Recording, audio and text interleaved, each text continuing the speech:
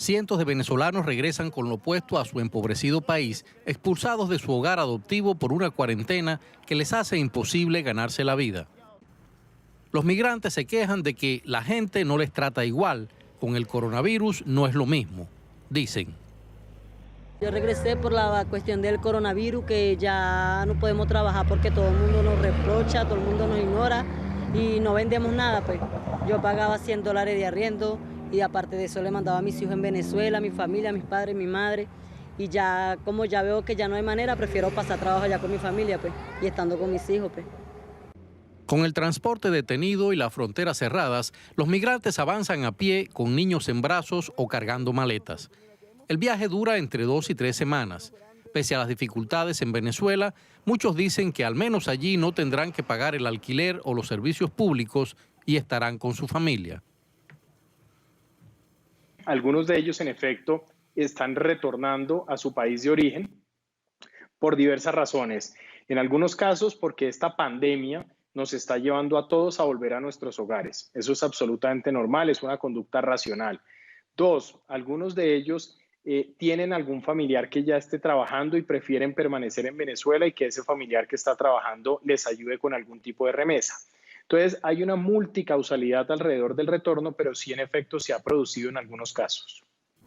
Sin embargo, con el temor de que el coronavirus se extienda en Venezuela, donde los hospitales carecen de lo más básico, los migrantes enfrentan una bienvenida incierta.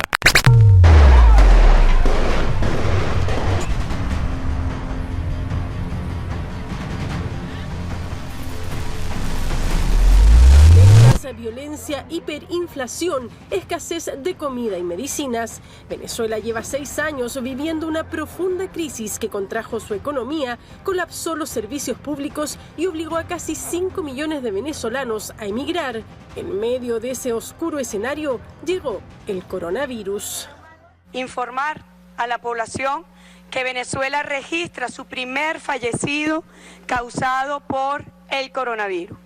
Pero un día después del anuncio de la primera víctima fatal por el virus, así lucían las calles de Caracas y especialmente las de Petare, la favela venezolana que alberga a más de 400.000 personas al este de la capital. Nos ha costado un poquito, pero hay que mantener ese metro de distancia porque de verdad eso es lo que nos va a ayudar, pues, a corregir esa epidemia, pues. Pese a que el gobierno de Nicolás Maduro decretó una cuarentena que suspendió actividades laborales y comerciales no esenciales, el hambre y la necesidad de subsistir dicen otra cosa para quienes como Gladys viven y trabajan en Petare, vendiendo ajíes y limones por 5 centavos de dólar. Yo vendo combos de estos.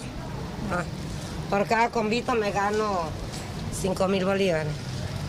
Por lo menos hoy lo que hice, compré 30 de mortadela y compré una pilita de plátano que llevo ahí.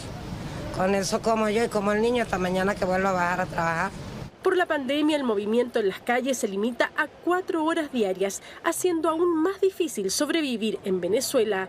Militares y policías fiscalizan que las cortinas de los comercios se bajen a las 10 de la mañana mientras desalojan a la gente. Hay que ser equilibrados también, porque si no nos agarra el virus, nos agarra el hambre. Tanto en Petare como en el resto del país, la pandemia sorprendió a Venezuela con graves deficiencias en su sistema sanitario, al que se suman los recurrentes apagones y la escasez de agua, que en tiempo de coronavirus causan pánico dentro de los hospitales. Los hospitales se encuentran vacíos porque el personal que allí labora tiene temor.